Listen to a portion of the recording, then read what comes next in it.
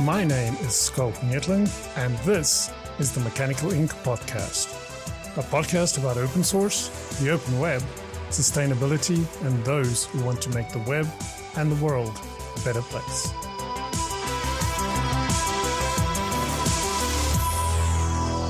Hey, Brian, and welcome to the Mechanical Ink. Podcast.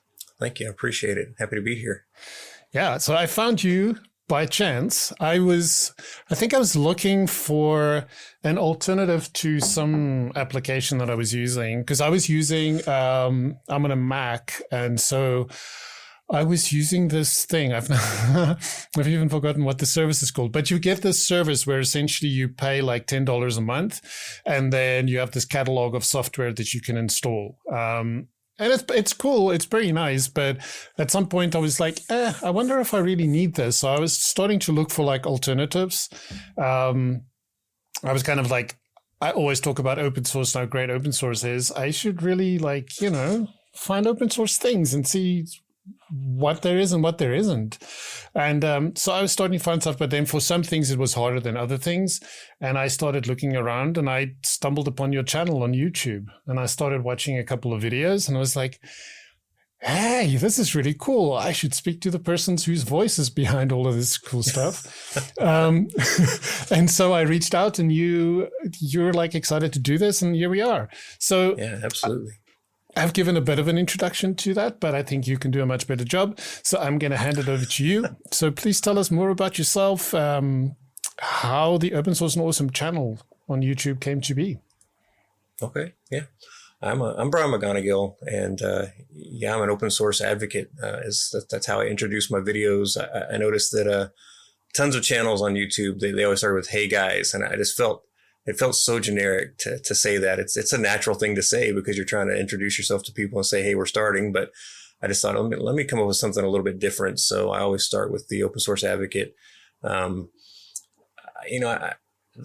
channel is interesting. I have a full-time job. I work as a product manager in software. I've done that for about 15 years now.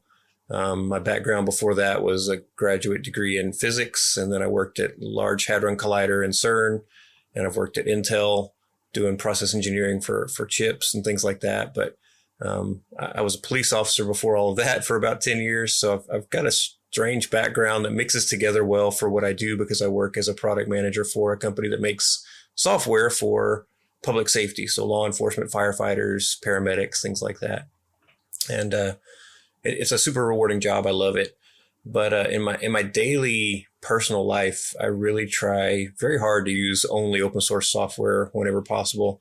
It's one of those things that I wasn't always like that. I was just like everybody else that started off using computers. It had Windows on it when I got my first PC, and it was like Windows 3, I think.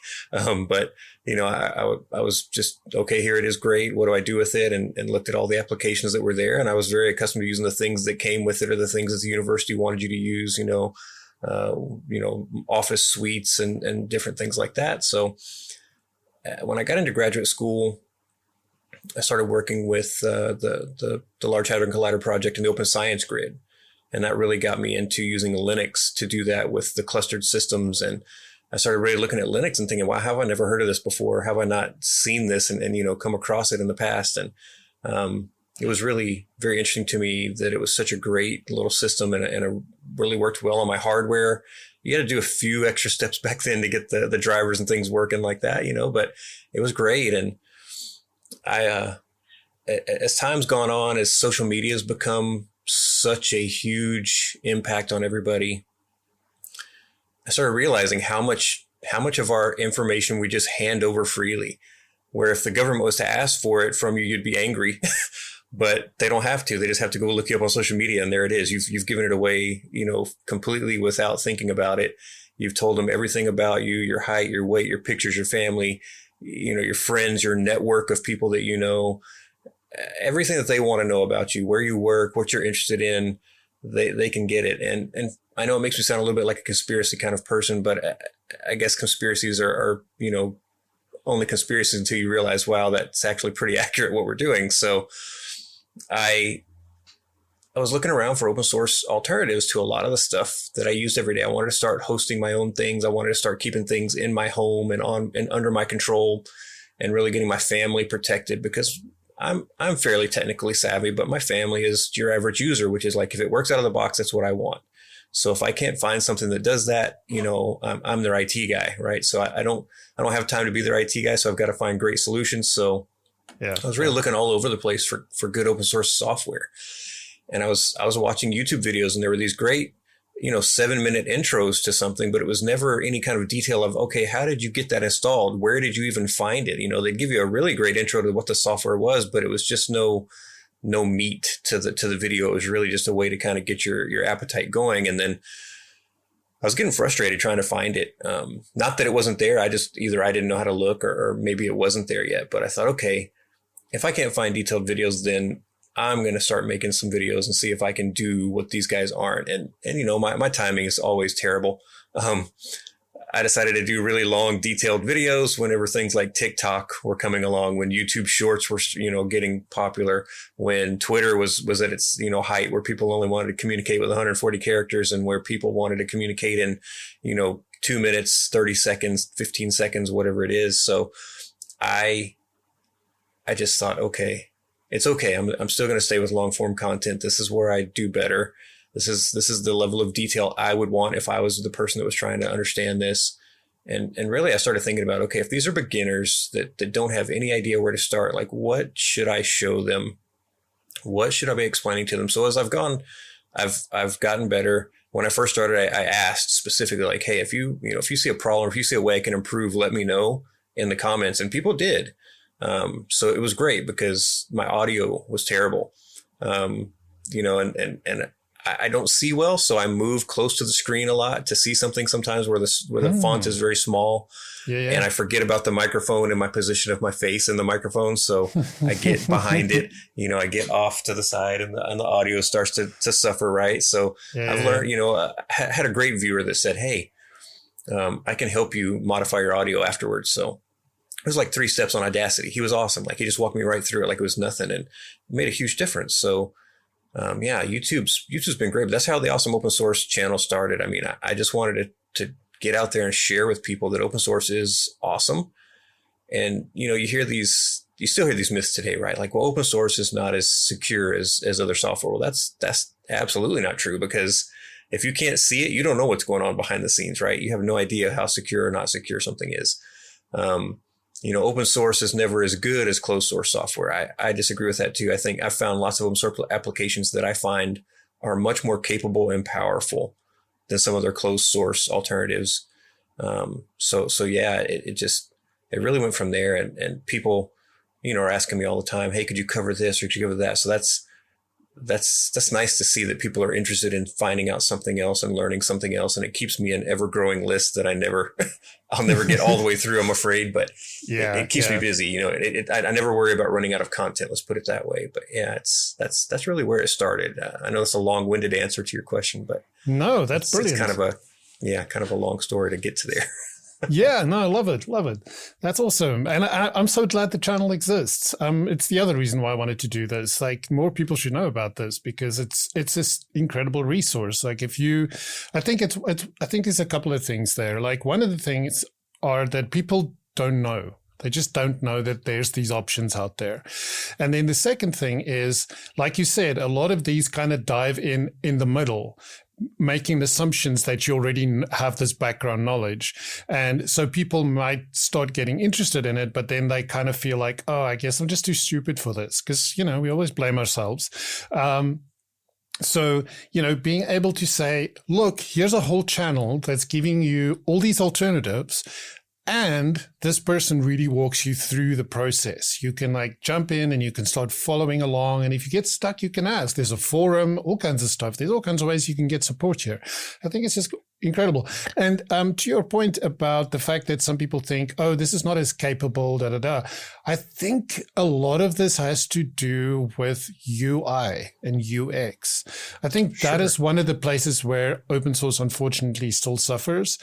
And it's a combination of things, but I think one of it is that this whole idea of designing in the open, designing for open source is still kind of new.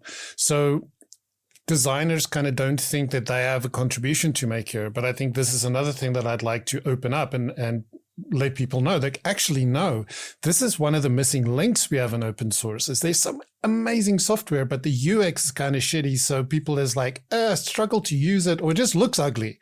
It looks like something from the 1990s. And immediately your brain is like, this can't be as good as Premiere. Look, it looks all weird.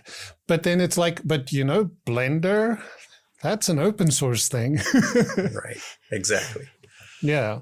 So I think I think there's something there that that we should do something about. Absolutely. I worked for a software company previously that we made software on VB6, and it was in the 20 teens still. The experience is a little bit locked down at some point, right? You're so far into the software that you're not going to make a huge change, but it was great for me to be able to make positive changes to make the experience easier for my users there. And I think open source needs the same thing. And there's UX people are so brilliant, and the amount of knowledge that they have and the amount of, understanding of how people use software is incredible to me. And I learn things every day from the UX designers that I work with now. And yeah, if you're somebody who studies UX or has even just studied it on your own, and you get that kind of grasp of how to make things more seamless and easier and more accessible for people, especially accessibility is a huge topic these days. And in the open source space, I think that's a win when you have really accessible applications, but also applications with a greater user experience are going to just knock it out of the park. I agree. There are some applications that look like they are from the 90s. But some of those are the most powerful applications too, because they've had such longevity that you almost have to just say, I'm going to forgive the user interface just because I can do so much with it. There's some that, yeah, they could use a facelift, but without somebody there to kind of tell the developers, hey, this could be better. And without developers being open to that input too, it's not like you can just say, hey, I'm just going to give you a CSS style sheet and it's going to look amazing.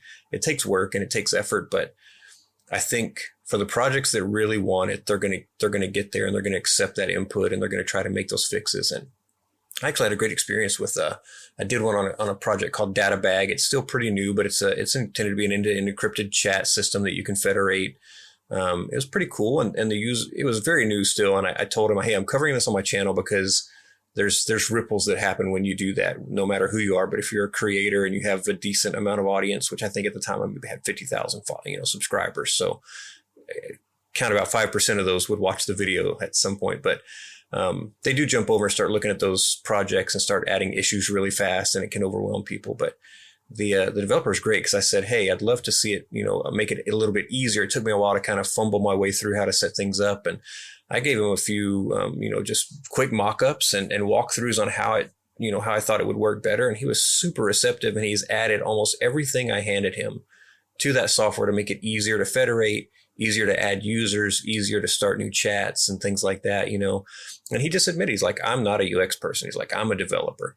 And he was straight with me. He just 100% was super appreciative of the feedback I was giving him. And I love to see that. I love to be able to contribute anything I can to open source. I'm a developer as a hobby, and hobbyists might even be pushing it, but any other way that I can contribute, I want to. So that's that was great to be able to give a little bit of help on that one. But yeah. UX is huge. Yeah, no, 100%. And I agree with the accessibility aspect also. I'm like a big web accessibility evangelist as well. So it's critical for me that I mean, I always say, like, one of the promises of the web was not only to connect all of us, but also to, by connecting us, create opportunity for all of us. And it really sucks if we exclude a whole bunch of people just because they aren't as abled as we are.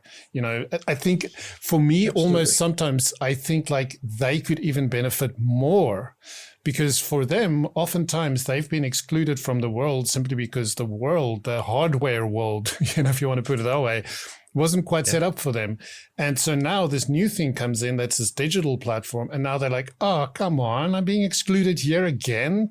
So it's always to me like, just think about like the immense power that this has to, and I think like there's quite a lot happening now, and I'm glad it is. But I just, it's one of those things, like, you have to keep talking about it because there's always somebody that hasn't heard about it. 100%. I mean, the tools that they have today are what makes it where I can do my job because most people with good vision send you a Word document that's got the tiniest font on earth for me. For anybody else, they could sit back across the room and read it probably. But for me, being able to enlarge the font, being able to zoom in on the screen, being able to do anything that I do really makes a difference in my experience and how I feel at the end of my workday. And the tools that are out there for that are incredible, but the capabilities are definitely things that people have to think about building in. And I give a lot of the big companies credit, Apple, Google, when you look at their devices, they have just really, I mean, on the first iPhones and the first Android phones, accessibility wasn't even a thought. These days it's a huge part of what they have built in, and they really try to see like, what can we do to make this an accessible platform for everybody? And I love that. I think Microsoft has done a really good job too. I'm not a huge Microsoft fan, but on the accessibility front, they've done a really great job. I had to have a shoulder surgery about 10 years ago. And I was really worried because I type a lot all day for my job. And I was like, I don't know what I'm going to do. And I had a Windows 7 machine, and I thought, okay, let me go try out what their text, their speech to text can do. And I was blown away by how great it was, because I'd tried JAWS years earlier with my dad, who was visually impaired. And, training it was really hard to understand what you're saying. And this, I didn't have to train at all. It just took off and started doing what I wanted. I could tell the system to do everything with my voice, and I didn't have to worry about not being able to use my arm, for mousing and typing and things. It was really impressive, really tremendous. And I love to see that the world's headed that direction. But it's something, like you said, we have to keep it always at the front of what we're doing. And open source, I think, is still a place where that needs to be a concept that's at the front of the mind as you're building out your software. For sure. Yeah, no, definitely. And I think it's also this idea, like what you just mentioned, where it's people always, not always, I shouldn't say that, but people often associate accessibility disabilities with a permanent state. And there's this like, no, it can be a, what do they call it? Like, in the moment, you like the whole example, if you have a baby in one arm, so now you only have one hand, that kind of thing, or you're pushing a stroller. But then also, like you could have had an operation, and now for a period of time, you only have one arm. What are you going to do? You can't do nothing for 4 weeks or 6 weeks or whatever the case. So, just the fact that you don't see yourself being disabled permanently, or you weren't born with a disability, that doesn't mean that it can't impact you at some point in your life. Absolutely. Yeah. Absolutely. Well said. And so Homelabs. Yeah. I dig it. And I when I sent you the note about this one, I said, I love the idea. And afterwards I thought like, no, that came across incorrect. I love it. Point blank, like I love it. But for me, the challenging thing has been budget, like even Raspberry Pis and then the other ones, mini PCs. And I hear people talk about all kinds of different ones. I saw the mini PC I learned from reading the comments in one of your videos where somebody's like, oh, I can't believe you didn't mention that. And I was like, well, I mean, you can't mention each and every little piece of hardware that exists. But so for Homelabbers, as I've now called it, who is interested in this, but who are like budget sensitive, do you have like any advice? Like, where do you start? What is like the simplest, most cost effective way you can get into this thing? Yeah, I'm fortunate. I've made good money, and I've been able to, spend a little bit here and there. I make a plan all the time, right? And I tell my wife, like, hey, I want to get this in the next year or so. And then, I save for it, right? And if something comes up, it comes up. Oh, well, right. You need new tires for the car. You need new tires for the car. But Homelabs can be an expense for sure. And it's not just the expense of the hardware. Like I've got servers behind me that I bought one, and I was so lucky to have a viewer who said, hey, I've got a couple of servers that I'm not using anymore. Would you like them? And he was close enough for me to drive and meet him. And pay him a little bit, and I got some really great hardware out of the deal. And but they're power hogs. They they use a lot of power too. So power efficiency is another cost concern that you need to think about. If you're going to run these things 24/7, they're going to use up power, and you're going to have to pay for that. If you're going to keep things cooled off in the room where you put them, that may cost you more money because they heat up my room. I literally never have to turn on my heater that's up here because they keep the room so warm. it's a concern for everything. But the place I started was I had a laptop, and it was a laptop I used, and I just said, okay, let me see what I can do to upgrade this thing a little bit. And I spent a little bit of money on upgrading it to get a SSD that was a little bit bigger and some RAM. But even with what I had, I could have started. You don't have to have a huge, massive server. You don't have to have a server rack. You don't have to have a dedicated machine even. You can run things right on the machine that you're using every day. You just need to be cognizant of, okay, what is this going to do for the other things I want to do? If this is a machine like this one where I edit my video, I may not want to run a lot of other services running that are using up RAM and cycles, because video is a little bit heavy. But if I'm like, this is just my machine where I sit down and browse the internet, and I may do a few documents and things like that, then it's probably a great place to start and really start building up your home lab from there. And then you've got direct connection to it. You're not trying to figure out how to do SSH over to a terminal. You might have a GUI in front of you that makes it a little bit easier. You're not trying to set up a whole bunch of weird IP addresses around your network. You're not having to figure out your networking yet. You're just going to use your main machine with localhost. And honestly, I think that's a brilliant way to start, because it lets you ease in, lets you pick the things you want to try and see how they run and what kind of resources they use, and gives you an idea like, okay, if I want to build this out, what do I need to start looking for the next phase? And where do I need to start saying like, okay, I'm going to save up, I'm going to do this, or, I'm going to see what's out there, for cheap on eBay. The other thing is really watch things in your area, whatever's the big, I guess, digital selling marketplace, where sometimes they have stuff for free, because schools get rid of hardware. And they want to get rid of it, and they just want somebody to come pick it up to get out of their way sometimes. Your local government might be getting rid of hardware, and they want to just have somebody come get it out of the way sometimes. Now, they may not have hard drives, or they may not have other things, right? They take things out for security purposes, but the meat of it, I mean, it could be a 15-year-old server, and it's going to serve you in a home lab incredibly well. I mean, these are not new servers. These are really, really old servers, right? But they do a great job serving my home lab. Mini PCs are a really good thing to look at. They're fairly inexpensive, but they're not cheap, but they're less expensive than a server, but they have a lot of power these days. Single board computers, like you mentioned, the Raspberry Pi. If you've got the money to invest in a couple of those to at least start playing with, you can do a lot with them. They're actually super powerful when you're just talking about the home lab experience. But yeah, I mean, I'd say if you're really budget conscious, the machine in front of you is probably a great place to start. I mean, that's where I started.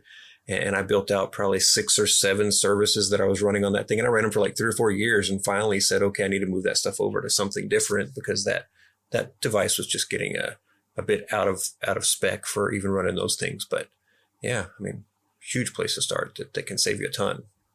Yeah, that's a very good point. I kind of started with this old MacBook, like 2013. But I don't know. Yeah. I ran into this weird thing with Linux where it's I have this crazy screen flashing going on. Everything seems okay, but there's this weird flashing, and I've done some reading up about it. And there's this. I've tried a couple of things and I got a little bit better, but then it gets worse again. Apparently, it has something to do with the driver and Mac and just being weird. So I don't know, but. The other thing that the other option one has, of course, is to say, okay, well, let me get something in the cloud, but then I'll use open source software on there. That's not, we're not in the home lab space here, because now the server is not in your home. It's external to you, but maybe you're saying like, but I just want to get off of some of these big tech companies having all of my things. So I'd like to do it myself. The problem that I ran into there is twofold. One was the costs actually crept up pretty quickly. I was running Nextcloud and I was running Mattermost. Oh, yeah. And I was running, I even ran my own little Mastodon instance. I vastly underestimated what a Mastodon instance needs in terms of space, but then in terms of maintenance. So that got a bit much for me. So I took the Mastodon one down. And then the Nextcloud one it's still there, but I'm like, I'm not sure if because it's so attractive when you then look at Google Drive and it's like so cheap compared to it. And I'm like, man. But maybe those things are better in a home lab situation. What would you think? Like something like Nextcloud. I'm thinking Nextcloud specific here. So for my VPS, I use DigitalOcean. I've had a good experience with them, but Linode, Hertzner, maybe I'm saying it wrong, Hetzner, maybe, I can't remember, but Volter, there's tons of them out there. Any of them are good if that's who you like, right? Oracle free tier, if you want to go sign up for an account with Oracle and use one of their free ones to kind of get things started is nice. And a VPS is a great way to and I say self-host because there's a lot of people who don't think that that's self-hosting, but I think it is when you control it and you're the one setting it up. It's just using somebody else's, VM to do it. But at least you're kind of saying, I want to take my data back and try to hold on to my data a little bit. Things like Nextcloud are definitely going to be better in the home lab just because it's a lot less expensive to size up your storage space at home over time versus what it's going to cost you in a cloud environment. So if you can limit what you're putting in something like Nextcloud pretty well, then it may not be too bad. But for me, like I use Nextcloud to store backups of different things on a lot of machines in my home. My kids, have it. My wife has it. My mom has it. Everybody in the house really, can use the Nextcloud server. So for me, that would be a pretty fast growing expense over time.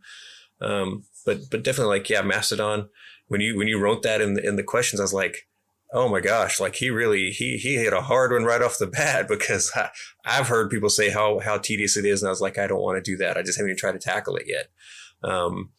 But yeah, that's another one. Federated applications in general, once you federate, will use up multitudes more space because it's pulling a lot of that information over to your server. It's not actually like just going out and grabbing it every time. So it's a massive change. Matrix is the same way. When you federate with Matrix, you can jump, very quickly from megabytes of data to terabytes of data, depending on how many things you're federating with.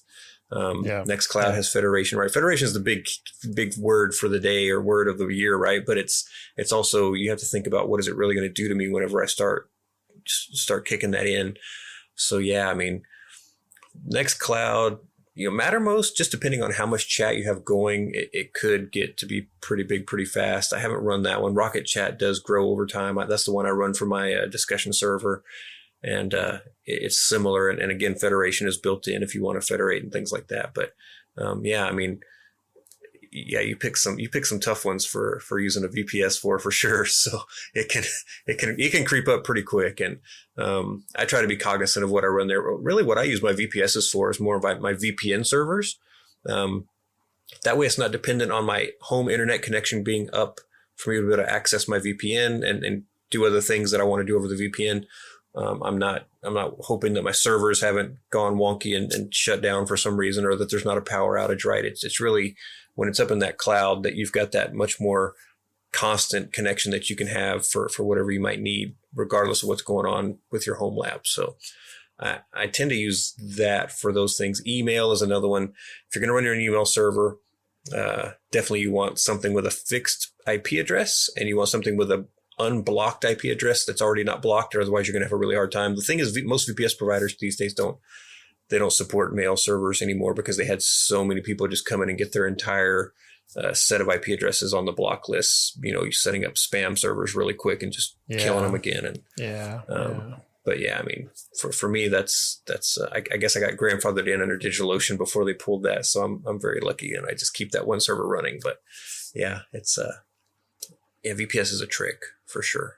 If you think about cloud, like you mentioned VPN, like what are some of the things that you would run in the cloud? So with the VPN, is there a specific one you use? And like what other types of applications would you run on a cloud VPN server, VPS server? Sure. Yeah.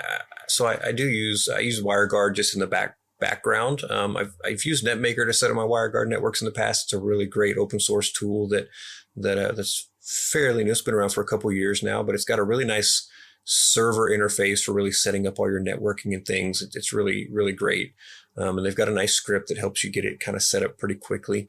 So I've done that one. I've just did a video not long ago on a Headscale and Tailscale client. So Headscale is the open source version of the Tailscale control server, which is not open source. But Tailscale does make their clients open source, so you can use their clients with the Headscale server. And I've been playing with that one here lately. And for me, the VPN is more about flattening out a very distributed network across the internet. So it makes it feel like I'm on a local area network with other machines that I have to access, which is the whole idea of a VPN. But At the same time, WireGuard has just really, the speed that you get from it is so close to almost your full, internet connection speed. It's great. OpenVPN is great, but it does, you do see like a huge drop in your connection speeds over that one. WireGuard, just the way that you can lay things out, it does that peer-to-peer connection, I think, is one of those reasons.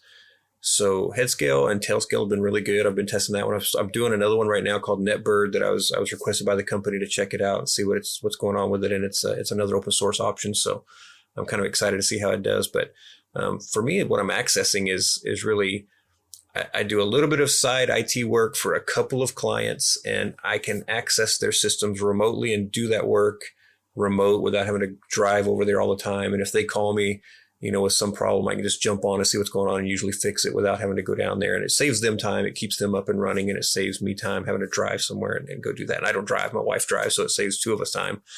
So she didn't have to take me over there. But yeah, like cloud-based stuff, definitely email. I run a Jitsi server for my local Linux users group that I started about 10 years ago. And we all meet remote these days. We had a physical place to meet, and then I moved away from that city, but I still met with them remote. And then when the pandemic happened, everybody went remote, and the physical place we had, the business got sold. So we all meet remote now, and it's fun. It's only 4 or 5 of us usually in any given month, but we have a really great conversation, and we talk Linux and open source, and it's just, a bunch of guys talking nerdy stuff and kind of letting each other know what they learned in the last month. So it's fun. But yeah, I mean, that's a great thing to run is something like a Jitsi server, a Turn server. I run my own Turn server using CoTurn, and then email, and then VPN. Definitely. I think VPS is ideal for those things because it gives you that really great bandwidth. It gives you that capability to make sure you've got a good connection. And again, it's not dependent on my home systems being on and running. It's really just if the cloud's up and running, it's good. So yeah, that's just my take on it.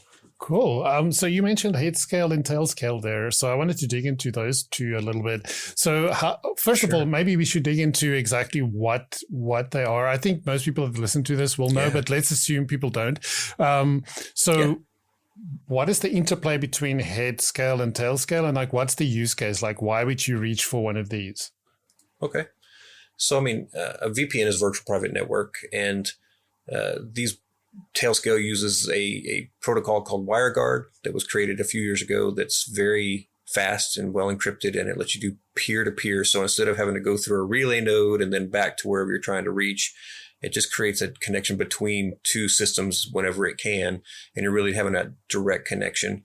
So it, when you're on your home network, you're on a special network called a LAN, your local area network, and all the machines on that network can usually talk to each other unless you set up some special things. But most, the average user just has a flat network there. But if you want to reach out to somebody across the internet, like a family member or a friend or a business that you're doing work for, then something like WireGuard or a VPN of any kind is a benefit to you. And Tailscale is a company that used WireGuard to build up a business, and they basically said, hey, we're going to make this as easy as we can. So we're going to run the hard part, the server, for you. And then we're going to make some clients that will, once you install it, all you have to do is tell it to connect and then authenticate with your user information. And you're going to have a connection right up to the server, and it's going to know who your machine is. And then when you connect another one, those two machines can talk now. Connect your phone. Oh, it can talk to those machines too. Connect your tablet, connect your whatever devices, right? You want to connect two networks together? Oh, you can do that too. And we've made it really easy through our user interface to do that. And it's awesome. I think Tailscale is incredible. And if somebody's looking for the easy way to do it, they're one of those places that it'd be like smart for you to go check out what they've got. You can use it for free for a while. They've got some free level offerings, which is cool. They do not pay me, by the way. NetMaker is another one that does very similar things. Set up the server. Now that one you can run your own server, or they can host one for you. But same idea, right? Like they do the hard part for you and give you some really great ways to do some easier things, which I really like. But yeah, I mean, these VPNs are great for connecting to people securely instead of taking chances and kind of using these apps that you're not really sure what it's doing in the background. You hope that it's maybe secure, but you're not 100% sure. These are those apps where people have looked at it and they're looking at the code all the time and they're saying, yeah, this is going to be secure and it's going to be between the two of you. There is no middleman other than make that original connection. And then it's between the two of you and that's it. So I love that concept of being able to do that. And really it's for me, I use head scale and tail scale as an always on connection. I don't even turn it on my machines. Like when I boot my machines, they just connect to it and it's there and I don't have to think about it. Some people like to turn it off and then turn it back on, and you can do those things, but I just leave it up. It's not doing anything through the network that I don't want it to do. And you can tell it which traffic should go through the VPN and which traffic should just go through your regular network. And it's it's a tremendous way to do work, to connect directly to other locations across the internet that you might want to connect to.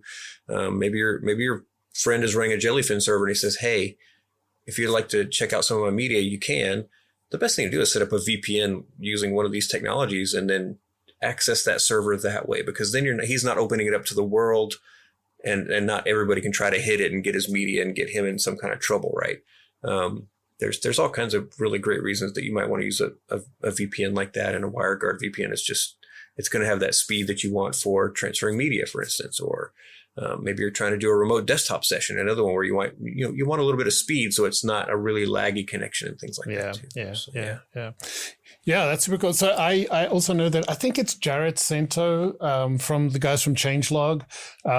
What he does is when they go camping, he connects to his Plex server at home through Tailscale. And so then instead of having to use like, Netflix or one of these streaming services, like he's got his own little streaming service. And these are DVDs that he bought that he then rips and puts on his Plex server. So there's nothing illegal happening here. It's all above board. But yeah, he doesn't have to doesn't have to use Netflix or anything, and they can watch whatever they want whenever they want it. It doesn't go away.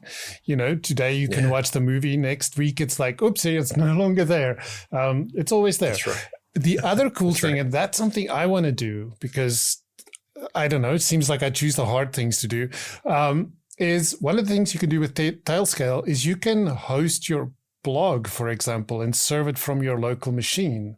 So I was thinking, the MacBook I told you about, I was thinking of making that my little server and serving my blog through that. Because that's just fascinating. The idea for me that I'm hosting my blog right behind me is just, I don't know, it sounds fun. So that's something it's great.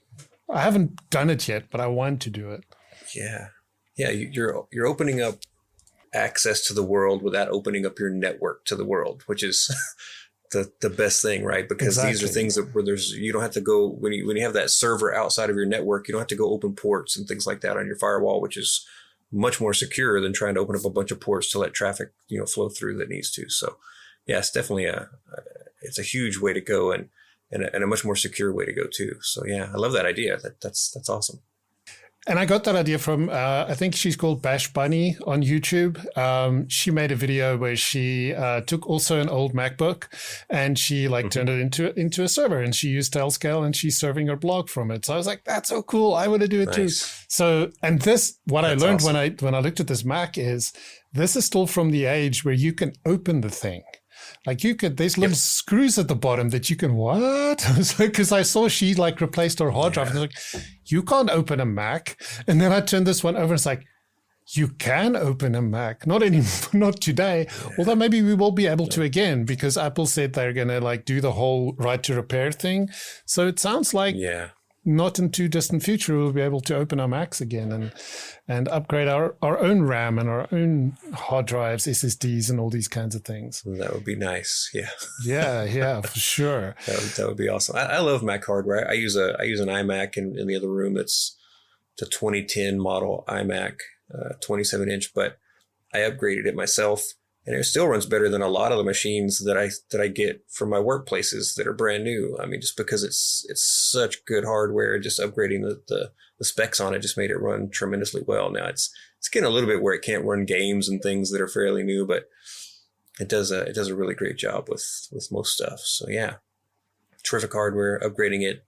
Yeah, that 2013, you'll be able to replace the hard drive and maybe upgrade the RAM a little bit. Yeah. Yeah, you'll have a really badass machine. It'll last you another 5 or 6 years. Exactly. Because it's so sad. This thing still looks beautiful and new. It's it doesn't make sense for me to just put it in the closet or something. It's something. It must be something I can do. And then so about 3 months ago, I think, if YouTube's correct with the date, you made a video, and I found this when I looked at your profile stuff on LinkedIn. I saw you posted it there, and then I went and I watched the video and I was like, we have to talk about this. And it's a video called "Giving Up on Open Source." It wasn't you giving up on open source, but it was something you read on the subreddit, the open source subreddit.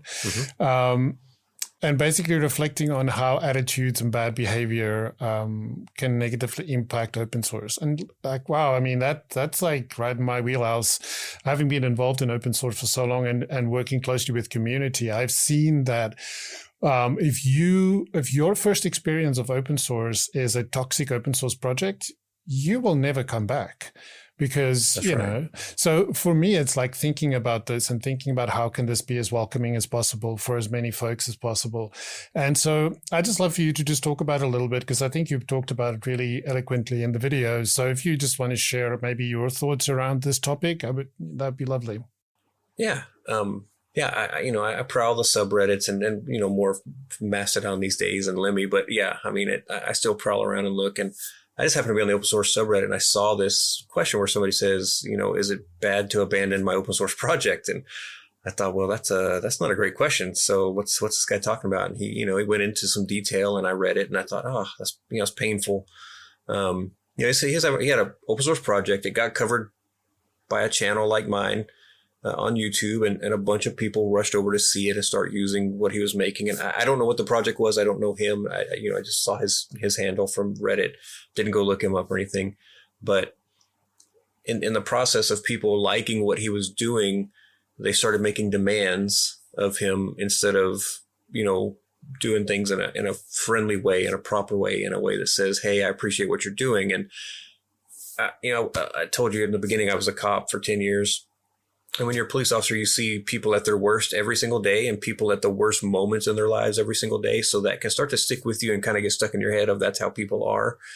And coming out of that, that's how I was. And I had to remind myself, like, people in general are good and have good intentions. And I imagine, I can't speak for the people who are doing these things, but I imagine most of the people that he was, getting this pressure from really had the best intentions and liked his project and were excited about it. But they weren't going about letting him know that in the right way. And someone was being a bit demanding of, you should go buy a Mac so you can build a Mac version of this. And like, that's not an inexpensive purchase. I mean, this is somebody who started a project that was a passion project. Most open source projects start off as a passion project. Like, this is something I'm interested in building because I didn't see it anywhere else. So I'm going to go and build it. And then if it gets popular, suddenly everybody wants it. And now you've got this pressure. So it is kind of a scary thought of, okay, I do this on my own time, on the side, from my regular full-time job, from my family, from maybe a second job, just depending on the person, right? And then people are sitting there going, hey, you need to do things faster. Hey, you need to do things better. Hey, you need to build this for Mac. And why aren't you doing that? And you need to go buy a Mac. And I'm like, yeah, that's not the right attitude. I think, again, I hope that it was really coming from excitement for what he was making, but for him, it was really getting him down and making him feel terrible about open source, which I don't want, because once, like you said, once somebody has that experience, they're not going to want to come back. So from a community perspective, I was really just trying to let people, kind of remind people like, hey, go say thank you. Don't forget to say, we appreciate what you're doing. If you can't do it with your wallet, that's okay. That's part of open source, but if you can, go give them 50 cents. And I mean, I was telling them at the time, like, I have 100,000 subscribers. If every one of them would go give 50 cents to an open source project, that's $50,000 to tell somebody thanks for doing this, and 50 cents, if people don't know what 50 cents is in the US, 50 cents is 51/100ths of a dollar. That's a little less than what it would cost you to buy a regular cup of coffee. It's about 1/10 of what you need to go buy a cup of, Starbucks coffee. But, but I mean, yeah, really 50 cents is just, it's a very small amount of money for most people in the US. So if you were to go and give that's a huge thing. If you just go and tell somebody thank you, like, you can't imagine how amazing that is. And I'll be honest, I was looking around at some different discussion forums on a few open source projects that I follow that they just run on GitHub or on Reddit. And in several of them, I saw people making requests. But first they said, hey, first thing, I just want to say thank you for this project. It is so awesome. thank you for making it. I mean, not just one, like just in a couple of days, I noticed like 10 or 11 different places where people had done that. And I thought, yes, finally. It's not just the, hey, I need you to go build this thing that you weren't even thinking about, right? It's this, hey, you know, thank you for this. And I had an idea and, you know, I wanted to throw it out here. And it's the request, right? It's an enhancement request. It's not an enhancement demand. So I love that I saw that. It made me feel so good inside to see that over and over. And, you know, to know that people are starting to really say, like, I need to say thank you before I do anything else when I get on here. I think that's incredible. And sometimes that's enough to keep somebody motivated, to know that people appreciate what they're doing. Money's great, and everybody needs money because that's what makes the world go round, unfortunately. But you have to have it if you want to survive, right? So remember that these guys are doing this stuff and it takes a lot of time and effort. Remember that even if you can't contribute with money, a thank you is a great thing to do. If you find something wrong, be a good steward of open source and learn how to report a bug properly. A lot of these places are now putting, you know, forms on their GitHub so that you know what information they really want. But if you'll learn what that is from each one, and even for the ones who don't have the form, go put that kind of information and really give them good steps to reproduce what you're seeing, you'll see those bugs get fixed fast. And the people doing those projects will appreciate it because they'll say, I didn't have to spend 7 hours trying to figure out why you're seeing this weird thing, Exactly. right? Exactly. Yeah, I mean, it should be a conversation, and I think it's just such a huge thing to make sure that we don't make people feel terrible in the open source world. We don't have enough people doing open source projects as it is, so we certainly can't afford to lose people who are doing them. And making sure that we say thank you, making sure that we know that we're letting them know that they're appreciated, I guess is the best way to say it. That's a huge thing. If you can contribute in other ways, like you said, UX, if you're a UX person, go help them with UX if they need it. If you know about accessibility and you can help them, go help them with accessibility. If you know anything that can help that project, go help them out. If you're a product manager, go help them figure out a roadmap if they don't seem to have one. If you're, you know, if you're just a guy who loves software, go ask if you can help test the next beta version. Right? I mean, exactly. Just do something that contributes and you're going to feel great. The project is going to do well. The people that are really putting all their effort and time and passion into that project are going to want to keep doing it. And for me, that's one of the reasons I do this channel is like, I want people to love open source. And it's important to know that it's out there. And it's important to know that it's available, but it's also important to know that somebody put a lot of effort into anything that I show. So let them know that you appreciate it. Yeah. Go say thanks. Yeah. Well said. Well said. Love that. And I like the little thing, like, so GitHub Universe just passed and I have mixed feelings about it, but leaving that aside, I love the little things they did recently. And one of the things was in the comment box, it says, write a comment, comma, be kind. That's a little small thing, but I can guarantee you that's going to make people just pause for a moment and maybe reconsider what they were going to write. So I think we also, and that's, I bet you that was like a UX thing. Where somebody was like, let's just add that into the placeholder text and see what the impact of that is. And that is those little UX things that can make such a difference. But well said. I 100% agree with everything. Like, having done quite a few things in open source, like getting an email from somebody that says like, the fact that you helped me through this pull request and I landed it and it was such a great experience. Thank you so much. I can't wait to contribute again. Reading that is like your whole week is made. It's like you just hit the jackpot. It is an incredible feeling. So I totally agree. If you can't financially support people and you don't have the skills, or you think you don't have the skills to contribute in some other way, like just write a thank you. That goes a long way. The comments are hard, right? Issues are hard on GitHub.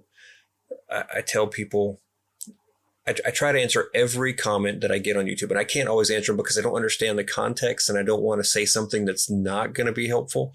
I don't want to just say, thanks when somebody's asking a question.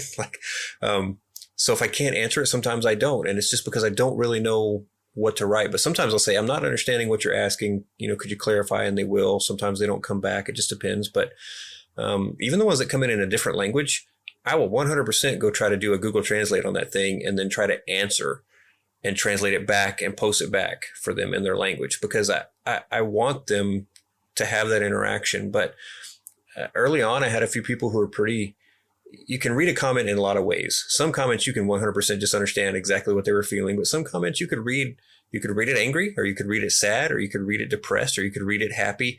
It's all about what you get in here before you read, right? But I had a few people who posted some not very friendly comments, but I answered, and I try to always be positive when I answer back. I try to think about what I'm saying. I try to make sure that I'm not going to get into some kind of weird trolling flame war. That's not why I'm here, and I don't have time for that. But I do try to always be positive when I answer. I've had a few people who say, I'm so shocked that you answered my comment and that you were so polite about it. I'm subscribing. And, I turned them from somebody who didn't like what I did to a subscriber, which is great. But at the same time, I always try to read through comments, and sometimes you just kind of get in your head like, well, this person was just really being rude. And then I try to go back and say, well, were they? Or am I just reading it wrong? And you got to remember, I always tell people I don't speak English very well. I speak American because my American English is pretty pitiful a lot of times. But I always try to remember, too, that a lot of people who are sending me comments in English, that's their second language, maybe their third language or their fourth language. So they're already smarter than me. But that also means that maybe they have something that they said that they didn't mean for me to read the context of it that way. So I try to go back and really think about that. And then I try to answer. And I always try to be positive. I tell my wife, I try to kill them with kindness, and if that's not working, if they're still coming back and just being really rude, then I stop having the conversation. But that's happened probably 1 or 2 times in the 4 or 5 years I've been doing this now. I have a lot of people who come to my defense, and I see those kind of back and forth going on. And if I feel like it's getting out of hand, I try to jump in and say, hey, it's all good, guys. Like, let's just agree to disagree and move on with our day. It's okay. But yeah, I think the internet has emboldened people a bit because they do feel that disconnect that it creates, and they feel like, well, I can say what I want to. And I think a lot of times people are emboldened to say things that they wouldn't say in person. Sometimes that's good, sometimes not so much, but it definitely has an impact on the way that people react and the way that the open source community reacts. And I think, again, kill them with kindness. Just saying thank you is magical. And I love the same as you, right? I get a comment where somebody goes, man, I've been trying to do this for months and your video helped me do it like that. I'm like, that's awesome. I love to hear that. Like, that's great that somebody got something good out of what I did. Even if it's just one person, that's one more than would have. So I'm always happy about that. But yeah. Yeah, no, for sure. Yeah, I agree. That's great. Okay, let's jump into what I was called the podcast listicle. So people like these 10 best this, 10 things you should do before going to bed. Sure. So my question for you was, what is your top 5 favorite desktop apps and why? Oh, yeah. I'm going to go to my list here because I don't want to give you the wrong ones. I could go on forever about apps. I really thought about this because that was a hard question. Okay.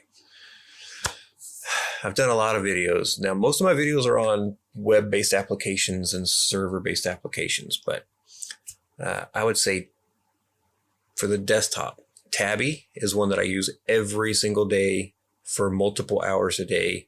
It's an incredible terminal emulator, but it's an Electron app. So a lot of people didn't like it when I covered it, that they don't like Electron. Electron's a little heavy, I get it, but man, Tabby is just such a great app and it gives me so much freedom. It lets me put in all of my connections and save them, which is huge for me. It lets me create quick scripts that I can just grab very fast and use very quickly, and little snippets of different command line commands that I want to, keep but not forget, that are a little bit complicated sometimes. So yeah, for me, it's really terrific. And the way that it connects and kind of lets you reconnect very quickly, and the split panes and stuff like that really helps me get things done in an efficient way. So yeah, Tabby is definitely one that I use all the time. Shotcut, because I make my videos, I use Shotcut to edit my videos. It's one of those tools that I think is underrated a lot of times, because it's got some extreme power and capabilities if you're willing to sit down and figure it out and learn it. I use the most minimal bits of it, but it's really great, and it's very stable. I will say, in the open source space, I've tried a lot of, several, not a lot, but probably 4 or 5 different video editors. And of those, that one's always been the most stable for me. Kdenlive's pretty good, but then they'll have a release where it just doesn't land for some reason, and it just kind of crashes here and there. But then they'll have one where it's back for a while. So I try not to jump around too much, because it hits my workflow a bit, and I try to get these things done quickly. OpenShot, I love OpenShot, but I have never been able to get it run smooth on my systems. I don't know if my systems are just too old, but I love the look of it because it looks so simple and so clean and so easy to use, but just never been able to get it to run smooth on my systems. But yeah, so Shotcut is definitely my video editor of choice, and I use it all the time because I'm constantly making content and getting ready to put it out there. ULauncher, I covered that one a while back, and it's just a simple launcher, but I'm from the Mac side of things too, so I'm very used to the Spotlight launcher. And when they put it in the middle of the screen, it really became kind of that, tool that I used a lot. So I was looking for something on Linux, and ULauncher seemed to fit the bill. And I don't use half of what it can do, but it does great for what I need, and it really speeds up my workflow quite a bit. So that one I use every day, all day. Trillium Notes, that's the other one. So Trillium, I moved over from another note application back when I covered Trillium, and the way that it handles the kind of end levels of tree depth notes and linking of notes and things like, I love it. It's just been a tremendous tool for me, especially because I keep all my show notes in that until I'm ready to post them on my website. I keep work notes on it in a separate, kind of place. I keep my home network diagrams in it. I just keep everything in it. And it's such a useful tool for me. So yeah, that one's definitely a must have. And again, it's one that I open immediately when I sit down in front of the machine every day. So I love that one. My last one, it's not technically a desktop app, but I use it in Firefox every day. And it's Dashy. That's my dashboard where I can access all of my services and all of my things that I host. And I mean, 100% use it all day, every day, for doing all kinds of things. And it's just been a tremendous tool. And there's a lot of great ones out there, but that one's the one I've stuck with just because setting it up, the graphical user interface, the work that the developer did on it, she's just absolutely tremendous. And she's just done so much great stuff with it, and it continues to evolve. So yeah, I love that about it. But Dashy's just been terrific. Yeah. That's going to be my top 5. Yeah, that's awesome. That is the one that I still want to set up, is Dashy. You've got your video in my open source video list, because I want to set that up as soon as I do more of my Homelabs stuff, so I can monitor all these things. So I'm definitely looking forward to that. So a tool that I use, or an app that I use, that's like, I think you said Trillion, something like that. Mm-hmm. I use one called AnyType. I don't know if you've seen that one, but I did, yeah. It just now got where you can. It just came out of beta, right? Yeah. Is that right? It's pretty new. Yeah. I was on their mailing list. I just haven't jumped to it yet. Yeah, I was using Notion, and then I was like, I don't know. I don't know how I feel about this. And then I was using what's the one? Logseek for a while, and I don't know. Logseek, yeah. Yeah, I don't know why, but for some reason I just didn't quite feel comfortable with it. And then I stumbled upon AnyType, and so far it's been great. And it was able to import everything from Notion, through the API, and nice. One shot. So I was just import everything, cancel Notion account. So now I've got it. And it has this little cool graph that it shows you how the nodes are interconnected. So I do everything in there. Yeah. So you with that, it's I just open it up, and it's just full screened on my Mac in a separate space. And I just 4-finger swipe over to it. And all my show notes is in there, to-dos is in there, movies I want to watch. It's such a useful thing. It's incredible that it's open source, because they also it's designed really, really nicely. It looks Great. I got on their mailing list back when they were first talking about it. They were kind of posting about it on some of the subreddits. And I was like, okay, well, I want to go check this out. Well, you couldn't quite run it yourself yet. They had some betas where you could get in and do it. It's like, okay, well, I'm going to sign up for their mailing list to kind of keep track of it. And I saw it when it went for beta.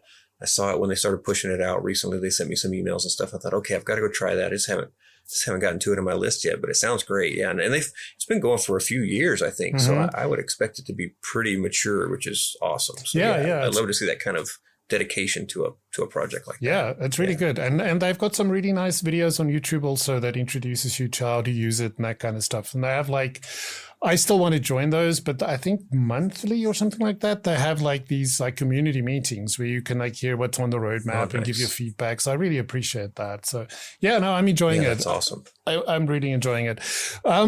In a similar way, but on to the other side of it, are there any apps, desktop, server, cloud, whatever, that you haven't been able to find an open source thing? But then in general, when you're okay, I've got this proprietary thing, it's cool and everything, but man, there's got to be an open source alternative. How do you go about finding and then evaluating things? I use this site called Open Source Alternative 2, which is pretty neat, but it doesn't have everything because it itself is community based. So, it's only as good as how many people contribute to it. But I'm curious, right. Are there any things that you haven't found something for yet? And in general, how do you go about finding these things? So I can say honestly, there's nothing yet that I haven't found an open source option for. Now, like we talked earlier, sometimes the closed source option is a bit more refined. It's got funding behind it, things like that help it seem to move faster. But a lot of times the open source stuff catches up pretty quick. But no, I haven't found anything yet that doesn't have an open source option. Now, that said, there's a difference between it has an option and it's usable for me. So I'm a person that when I sit down at the computer, I want to get something done. And about 7 or 8 years back, I thought, I'm going to try Arch. Everybody's talking about Arch. I want to see what Arch is like. And for about 2 months, it ran great. And I went into my office one day and sat down and I ran the update like I always do, and it broke. And I thought, okay, what did I break? And it took me 45 minutes to figure out what it was to get the system back up and running. And then I was out of time and I didn't even get to do what I sat down to do in the first place. And I thought to myself, okay, this isn't for me because I came in here to do something and now I can't even do it because I had to sit here fixing the system.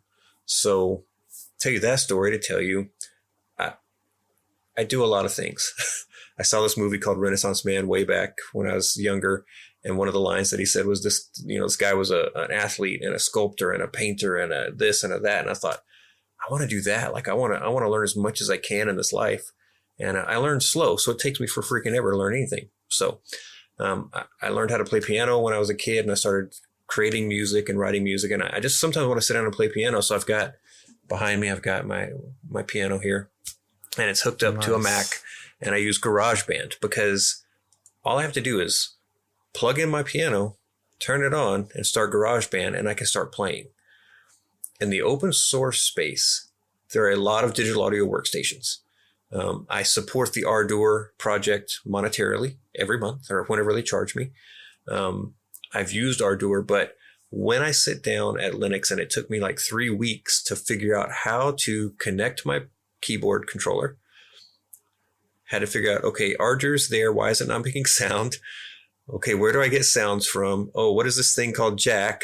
Oh, how do I connect all this stuff together? Wait a minute, there's no sound coming out. It took me forever to really wrap my head around how does all these things fit together? And really, Apple said, you don't have to worry about that. We've got this thing called GarageBand. Just click on piano and it'll sound like a piano. And I'm like, awesome. So for me, it's that thing of being able to sit down and start playing. When I come to sit down and do that, it's my time to relax, and having to go through and fiddle and mess and figure out why it's not making sound today is just not one of those things that I was enjoying. So I'm waiting. So if anybody hears this and you know something that I'm missing that's open source that can do that, tell me. If it comes with 25 sets of instructions on how to make it do that, we missed the mark. Yeah. Okay. But, I mean, that's really and truly the only one. I really scoured my brain okay, is there anything? And I thought GarageBand. When I sat down to play the piano, that is still the one that I go to today, because it is just so simple. Start the application, start playing. I mean, that's the thing for me in that scenario. Everything else I've found open source options for, and I use. Where I find them. So I didn't know about open source alternative 2, so I'm glad you told me about that. I do look at alternative 2 and then filter by open source sometimes to see what they have. There's some really good GitHub lists out there that people create, like the awesome self-hosted list and, things like that. So I check those out, kind of to see if they're getting updated pretty regularly. The self-hosted subreddit and the same version over on Lemmy. I kind of scour those and read and see what people are trying, what they're looking at. Open source on the same platforms, same thing. Sometimes I just Google and kind of see what I can find. And really, so far, there's always something out there. It's just about the barrier to entry, I guess, for me, about how hard is it to get set up, and then how hard is it to keep it going once I get it set up. Because I'm a person who, again, I just want my stuff to work. And if I can set it up in a way that it does that 99% of the time, I'm pretty happy. If it's something that I have to come and tweak constantly, I'm probably going to look for another solution for it. But yeah, so far the open source world has had just everything I've looked for, except for the digital audio workstation that makes it super simple. So yeah, that's my only downfall. Once I get that one covered, that'll be it. Amazing. 100%. That is amazing. And that's why I think channels like yours are so important, because I think that is for a lot of people is the thing, right? They want to be able, because they're so used to what you just take this thing, you drag it into applications and it just works. So, as soon as you tell them, wow, in this case, you're going to have to jump through a couple of loops to get there. And then some days it might just not work, even though it worked yesterday. I think those are kind of the trade-offs you sometimes make, and some people are just not willing to make those trade-offs. So, and I think some of that, again, it's one of these situations where maybe it's not the open source maintainer's intent that things are so unstable. It's maybe they don't have the skills necessary to project manage this thing properly and say, hey, we can't push this release out because we aren't sure that it's stable. Maybe they don't have enough QA folks that can QA this thing and tell them, whoa, this is not ready for prime time. This thing has got some funky stuff going on. So it's all those things. It's like I cannot imagine that there are maintainers. It's just like, whatever, just push it out and break everybody's world. I don't think that's the case. I think it's this thing. There's just gaps that needs to be filled. And we need to explain to people that, yes, you are welcome. You are, and you are too, because all your skills add up to what's needed. Like if you look at a big tech company, like open source projects needs all those things pretty much also, So I think it's incredible that you're doing all this stuff and you're talking about it and all these things. I think it's amazing. I appreciate it, but the funny thing is I agree. I don't think open source maintainers say, if it breaks them, it breaks them, right? I think in a lot of cases, especially if you're looking at a small project or a one-man project, he's testing it on his machine. He might have a couple of virtual machines that are set up a little different to try it on. But, once you get past that, if you've got a different setup and it doesn't work, he probably doesn't even realize that that's happening. That's where you come in as a person who can report that and make it a good bug report of like, here's what I did. Here's what hardware I'm using. Here's my, versions of everything. And here's what I see, right? Let them know how to reproduce that, or help them get the logs and things like that. But yeah, I doubt that there's any maintainers out there like, it works for me, right? That's the old developer mantra. It works on my machine. Exactly. Yeah. It's that thing. I doubt that there's any that are out there doing that. They're out there. They want to know, and they'll fix it if you can help them. But they need help too. Yeah, absolutely. What you said. They need that team that can do all of those different jobs. 100%. Yeah, and even when it's like for a specific like EQ Mac, I use that and it crashes. Sometimes the like little, so it needs to sit in the middle between your normal audio output and, so sometimes that disconnects and you have to close it, reopen it, that kind of thing. And it's quite unstable. But the thing is, I'm running like a MacBook Air M2. That's not necessarily what the person is developing on. And maybe on their like Intel CPU, it's chugging along nicely, but there's something about the M2 architecture that's throwing it for a loop. And so I need to tell the person that. So they're like, oh, and then it's hard now, because now he needs to tell me like, oh, have you tried this, that, and the other thing? Because he can't, like you'd mentioned before, I can't expect this person to go out and buy an M2 just to, like, now it's kind of my responsibility to help along and hope that there's other people with M2s that's saying, hey, me too, by the way. So I'm also happy to test some stuff out if you want me to try something. And that's how we're going to get it to a place where it's like, hey, man, now it works on M1, M2, it works on Intel chips. It's great. But yeah, we all have to do our little part and be a little bit more forgiving and a little bit kinder to each other so that we can have like great open source software. Absolutely. Well, Brian, it was amazing to meet you. You're a super nice person. I can speak to you forever. But alas, we all have to do other things also. So in closing, I would love for you to just like tell people, where can people find you? How can people support you and all the things? Yeah. So they can absolutely find me on YouTube at Awesome Open Source is the channel. And they can find me on the Fediverse, on Lemmy, and on Mastodon. So I use I'm at MickNTX, so MickIntx at fostodon.org. So if you want to find me, that's where I'm at over there. And then, Patreon. I have a Patreon channel. So Awesome Open Source is Patreon if you want to support me that way. I always appreciate it. It's one of those things where I'm always surprised that people want to support me on Patreon, but I'm always so thankful that they do, because it makes a huge difference and it helps me keep going and, makes that worth it. So, and I give that money back to the open source community as much as I can. So I can't even keep count of how many things I support. I keep that listed on my wiki. And I try to keep that up to date so people know like where's that money going and what am I doing with it. But it makes me feel good to be able to support those projects that I love and that I use every day. So yeah, if people come out and support me, I try to give back, and makes a huge difference. That's great. Thanks so much, Brian, for this conversation, and thank you for the channel that you run and the work you do. It's incredibly important, and I'm grateful for it. Well, my pleasure. Thank you.